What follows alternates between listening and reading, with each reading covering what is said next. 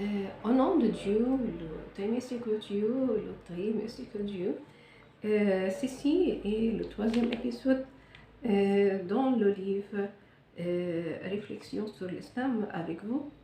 Dr Mohamed, sur le titre, le dévouement à la croyance dit: celui qui n'a pas de croyance ne vaut rien. Elle est la base sur laquelle elle ne peut aucunement installer son édifice. Car la croyance est forte, elle porte l'homme à se dévouer et se sacrifier pour elle. La croyance laisse ces traces que chacun peut percevoir sur les aspects de la vie des individus et des nations, mais elles sont parfois plus fortes, parfois plus faibles, parfois de grande envergure, parfois limitées selon l'état de la croyance et la portée de son emprise sur les hommes. Il y a par exemple une croyance flétrée, fanée, atrophiée et maigre que les affaires de la vie quotidienne rivalisent la poussant à la marge de l'homme. Elle reste inactive et inanimée, sauf pour de courtes durées. Mais elle ne tarde pas à regagner sa léthargie.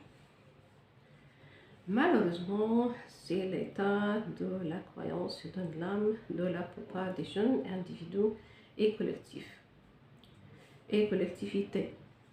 N'est-ce pas, la plupart des jeunes croient au devoir de s'entraider et de coopérer alors qu'ils sont dispersés, soit à la nécessité d'être forts sur les plans matériel et moral alors qu'ils sont faibles et puissants, soit à l'obligation de donner généreusement et de se sacrifier alors qu'ils sont avares et tiennent à la vie. C'est comme un malade qui croit qu'il ne peut pas guérir à moins qu'il ne supporte l'amertume d'un remède, alors que sa détermination et sa volonté abandonnent, l'empêchant ainsi de prendre ce remède. Donc, à quoi sert cette croyance desséchée et morte qu'est de mort inerte et inactive? Par ailleurs, il y a une croyance demi-active. Elle domine sur l'un des aspects de la conduite, mais elle n'a aucun pouvoir sur l'autre.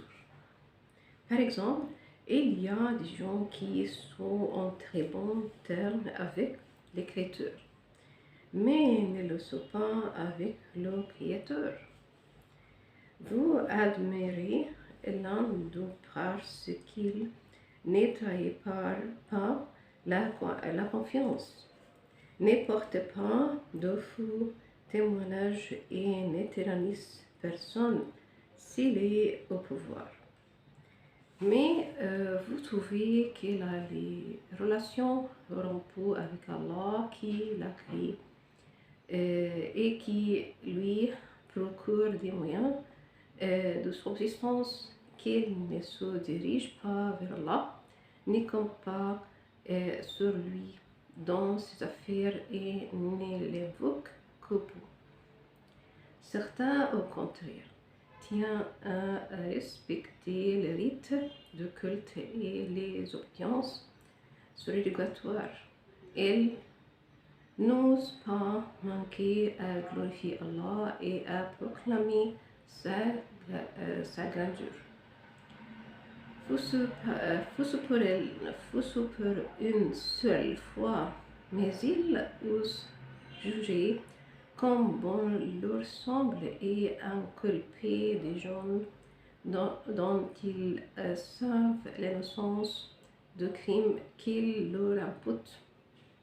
Ils se laissent humilier par avarice et par convoitise. Ils ne se gardent pas de se mettre dans des situations avilissantes à la recherche d'un bien de ce monde ou pour retenir ce qu'ils détiennent. La croyance de ceci et cela est frappée d'un hémiplégie qui risque de s'en infiltrer à l'autre moitié du corps. Enfin, il y a une croyance équilibrée, forte, passante, vigilante, consciente et rayonnante dont la lumière submerge toute l'âme et dont l'eau s'infiltre dans les tréfonds des cœurs. Elle est pour la conscience un phare qui la guide au chemin droit et pour la volonté sa force qui la dirige et qui la freine. Elle commande le croyant dans son action et son inaction. Pour sa part, le croyant se dirige dans ses propos et ses actes vers les objectifs de cette croyance.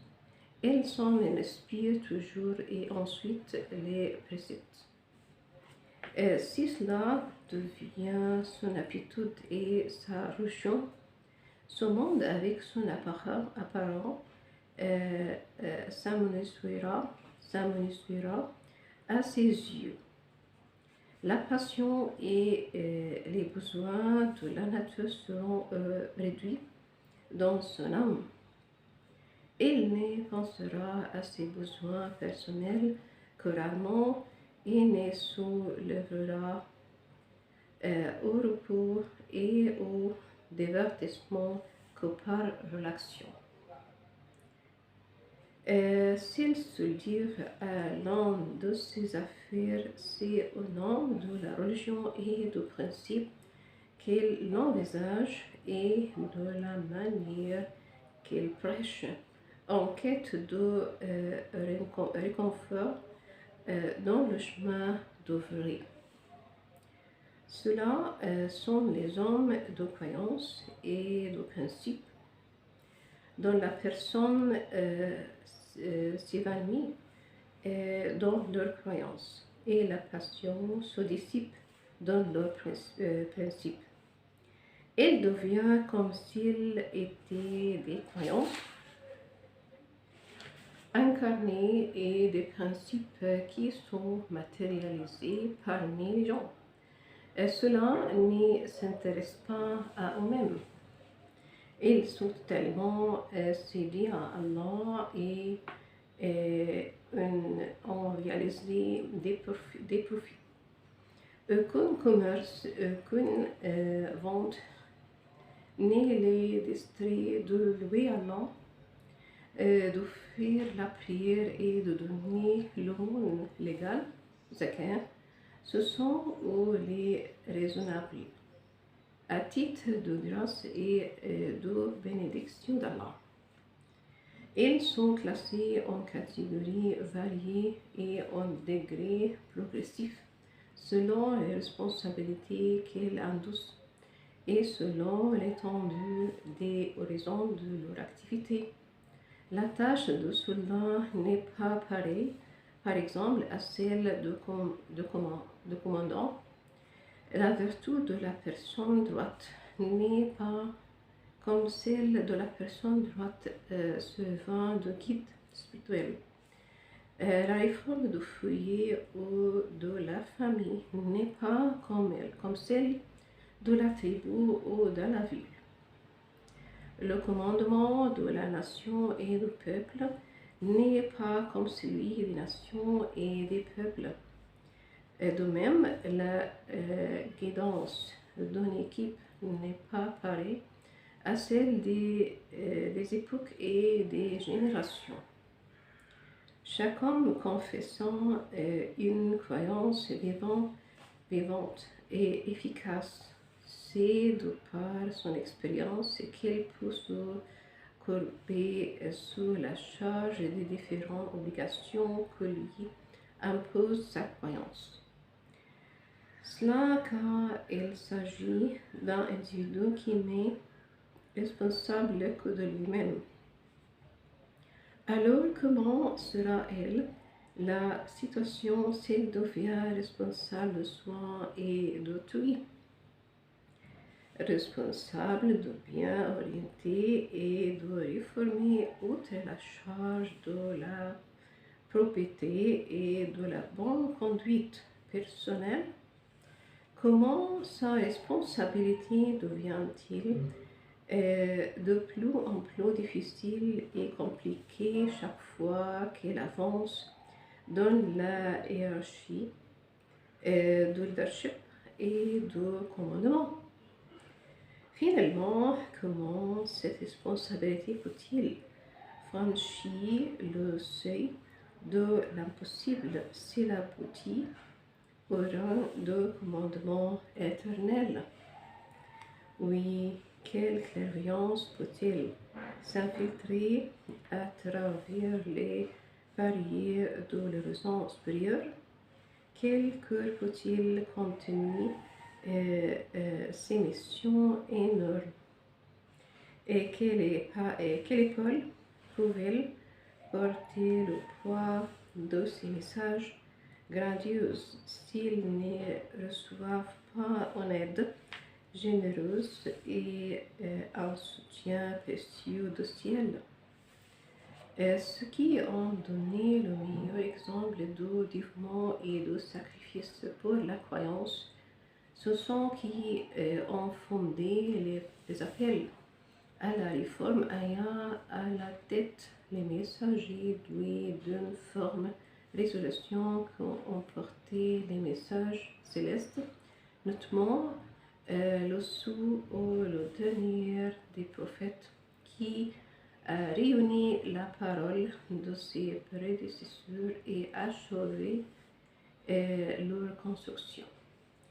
Mohammed ibn Abdullah, ou toute bénédiction et salut, or chaque prophète parmi eux lancé l'appel au peuple, je suis un avertisseur explicite pour vous. Au peuple, je suis un conseiller fidèle pour vous, jusqu'à l'avènement de Mohammed qui a réuni tous les étendards sous un seul et appelé aux jeunes. C'est un annonciateur à l'humanité. Voilà d'où charge peuple des jeunes et des hommes. C'est un rappel au monde. Allah dit dans le Coran, Dr Mohammed continue, ce Coran m'a été révélé pour que, par là, je vous avertisse, vous et ce qu'il attendra. Surah les Topos, verset 19. Aujourd'hui, j'ai parachevé. Aussitôt, Allah dit aujourd'hui, j'ai parachevé pour vous votre religion et accompli sur vous mon bienfait. Est-il malgré que la soumission soit votre religion? Sur la table servie, verset 3. Dr Mohammed continue, celui qui se réjouit de voir le message le plus remarquable, le plus éternel et le plus universel qu'a connu et que pour connaître l'humanité, qu'elle jette le regard sur le porteur de sa message, qui lui a fait don de son cœur et de son esprit, comment il a mis son message en possession de lui-même. Le porteur de message tout entier, comment à l'âge de 40 ans, ou presque, il s'est tenu debout face à tout le monde. Il frappait aux portes fermées jusqu'à ce qu'ils s'ouvrissent au cœur repelle et mouton jusqu'à ce qu'ils fussent tendres et s'apprivoisement et s'apprivoisassent. Elle persévérait, patientait, et luttait jusqu'à mener à excellent fin son message en début de sa nouveauté, sa singularité et son idéalisme. Il a formé une génération qui a porté ce message après lui et l'a transmis à travers les ponts de l'histoire au nom d'Allah, ensuite en son nom.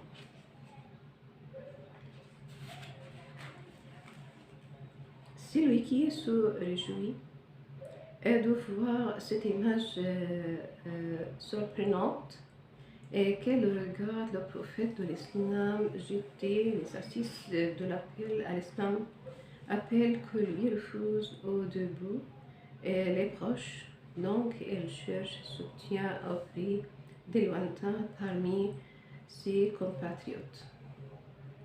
Mais cela ne lui montre à leur tour que refuse et raillerie.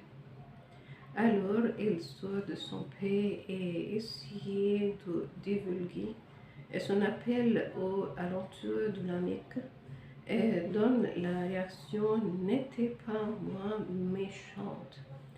Elle le propose ensuite au tribunal qui vient à titre saisonnier. Au nombre de 13 ans, il s'occupe de cette tâche lancinante et de cette charge accablante, sans trouver autour de lui aucun brin d'espoir concernant la diffusion de son appel. Par contre, il ne trouve de son peuple qu'attroupement et parmi pris contre lui. Les gens lui montrent ouvertement leur hostilité au point qu'ils l'ont boycotté avec son clan dans l'un des écoles de la Mecque pour quelques années, pendant lesquelles ils ont coupé toute relation avec lui et ne lui parlaient pas. Or, cette opiniâtreté de leur part n'a pas manqué de lui un esprit davantage de persévérance, et ces obstacles et chocs de lui rendre plus facile les difficultés et plus supportable la douleur. D'ailleurs, nous l'avons vu autour de Taïf, dont les gens lui ont réservé un accueil très hostile et ont instigé leur imbécile à leur jeter des pierres. Alors elle s'est mise à se plaindre de sa faiblesse auprès d'Allah sans prononcer un seul mot, exprimant le désespoir. Au contraire, elle a conclu son invocation à Allah avec la phrase la plus admirable qu'un idéaliste ne peut jamais entendre. Elle a dit dans ses épanchements: si vous n'êtes pas fâché de moi, rien ne me fera reculer. Ce qui l'intéresse. Donc, dans son combat, c'est de satisfaire Allah et libérer sa conscience. À part cela, rien ne l'intéresse. N'est-ce pas l'expression la plus sincère de la vérité idéale et du dévouement à la croyance? Ce qui est de plus admirable, c'est l'autre phrase qui passe de bouche en bouche comme un proverbe, celle qu'il a dit en répondant à son oncle Abu Talib, qui lui a demandé d'avoir pitié de soi et d'arrêter de s'opposer à Quraysh avec cette douloureuse franchise, à savoir: je jure par Allah, mon oncle, s'il met le soleil dans ma main droite et la lune dans ma main gauche par léser cette affaire, je ne la laisserai pas jusqu'à ce qu'Allah la divulgue ou que je meure. Quelle volonté et quelle détermination qui n'admettent ni compromis, ni chantage.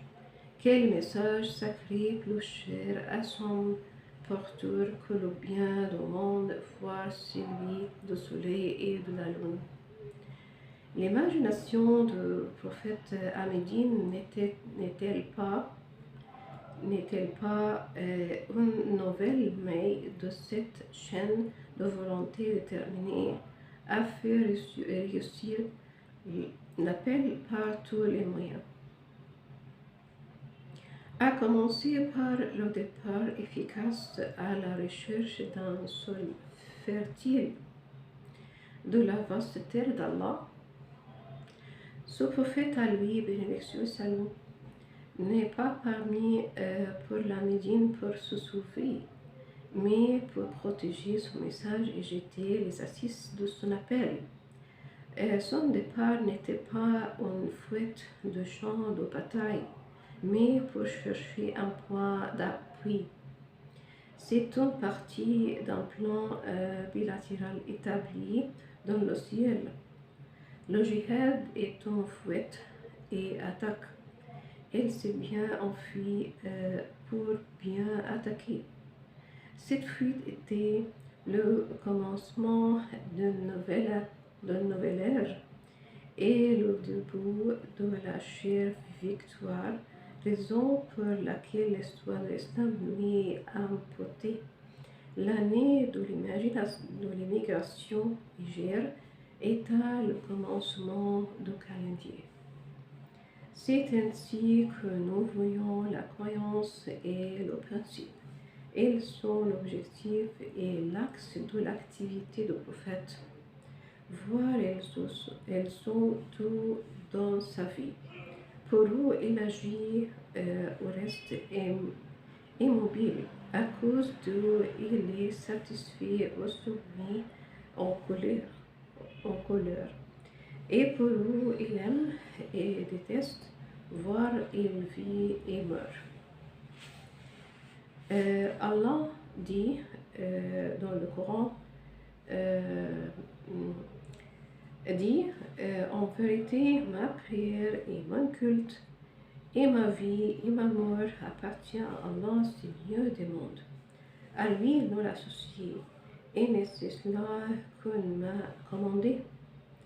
Et je suis le premier de ceux qui se soumettent. Surah Al-Talbou, verset 172-163. C'est ça pour cet épisode.